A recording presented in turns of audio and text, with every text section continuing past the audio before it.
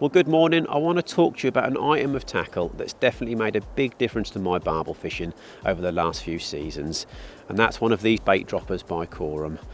Now, very much like a carp angler that uses his spod rod to keep introducing bait into his swim whilst carp fishing, these have been designed to drop bait on the bottom of the river in fast flowing rivers such as the Trent where I am today. And I'm of no illusion that they've made a big difference to my catch rate.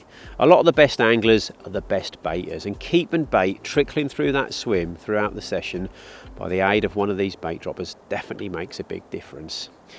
Now, there is a bit of an art to using them. You have to make sure that when they sink in the swim, they land down on their nose. So you feel it down on a tight line, keep the rod nice and high up when you cast them, and feel them down like a carp angler would feel a lead down, to feel the bottom, to make sure that that pin hits the bottom of the river. It pushes the pin in, opens the door and releases the bait. Now, inside the nose of these, you can screw that nose off, and there's some different weights in there, so you can adjust how much weight you need in the nose. And on the river like I am today, this is the tidal Trent, I've got all the weight in there because I want it super heavy, I want it to get down quick, and I want it to get down on the bottom that way up. The hardware that I use, that's important as well. We don't want to be losing these, so I'm using my Spod rod setup. I've got the Advanta 4.5 pound test curve Spod stroke marker rod with the Advanta reel with some nice tough braid. I think it's 0.28 of a millimetre, which is really strong braid. These bait droppers are great for putting all different type of baits through the swim.